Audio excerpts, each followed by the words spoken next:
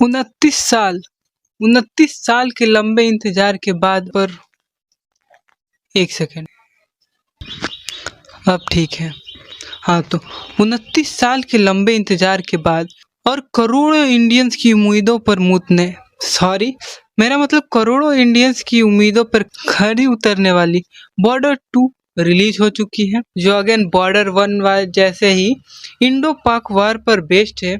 लेकिन क्वेश्चन ये है कि क्या ये अपने पुराने मैजिक को रिक्रिएट कर पाई। इस वीडियो में एक्टिंग से लेकर के एडिटिंग तक और उसके साथ साथ इसके वीएफएक्स, जिस पर इस समय सोशल मीडिया पर सबसे ज्यादा बज़ चल रहा है, उसकी भी बात करेंगे।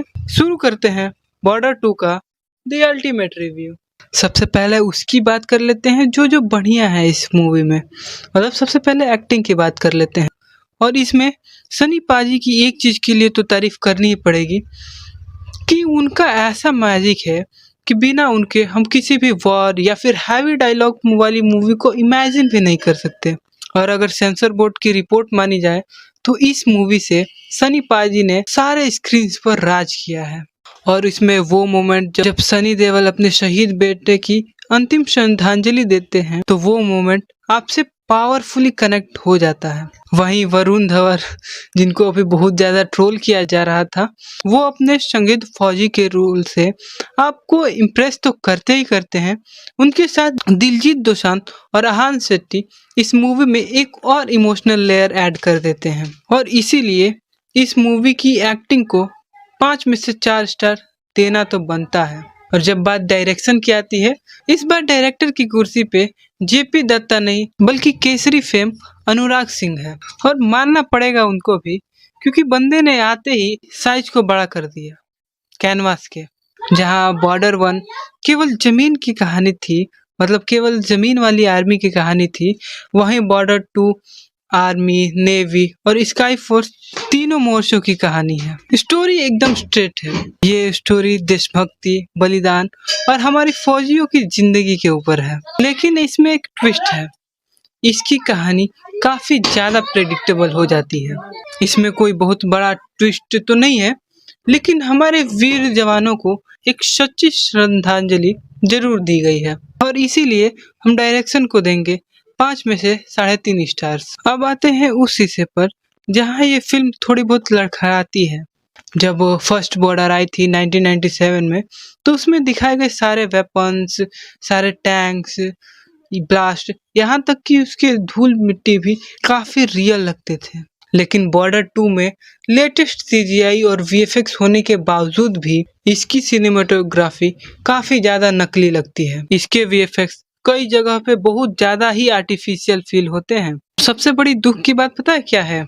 हम 2026 में भी वो 1997 जैसा रियलिज्म क्रिएट नहीं कर पाए, और इसीलिए इसके सिनेमेटोग्राफी और वीएफएक्स को मिलता है 5 में से 2.5 स्टार्स। अब बात कर लेते हैं उस फैक्टर की जिसके बिना बॉर्डर की कहानी अधूरी है, मतलब इसके म्यूजिक और बैकग्राउंड स्कोर की। सोनू निगम और रूप कुमार राठौर इस मूवी में संदेशे आते हैं कि नए वर्जन घर कबाव के साथ लौटते हैं, जो आपको एक नॉस्टैल्जिया और छोटा सा इमोशनल कनेक्शन जरूर देती है।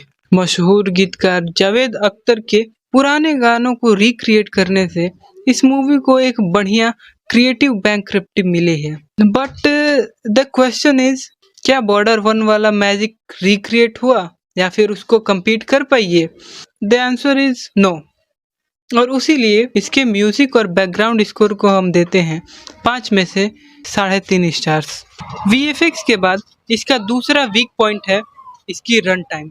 फिल्म का फर्स्ट हाफ काफी ज्यादा धीमा फील होता है इसमें, लेकिन इसका सेकंड हाफ और क्लाइमैक्स बहुत ही टॉप नॉच है। अगर आप पहले 1.5 घंटे को झेल लेते हैं तो इसका क्लाइमैक्स आपको सीट से बांधे रहेगा, और उसके लिए इसकी एडिटिंग को 3 आउट ऑफ 5 स्टार्स। और इस तरह बॉर्डर 2 का फाइनल रेटिंग निकल के आता है 3.5 out of 5 stars. But the main question is, ये मूवी हमको कैसी लगेगी?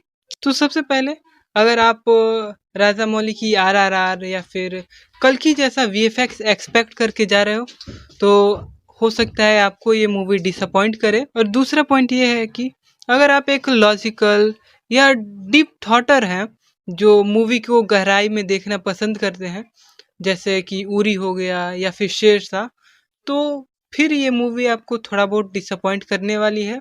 थर्ड एंड लास्ट पॉइंट, अगर आप किसी भी तरह 1.5 घंटे झेलने की क्षमता नहीं रखते हैं तो ये मूवी आपको बहुत ज़्यादा डिसअपॉइंट करने वाली है।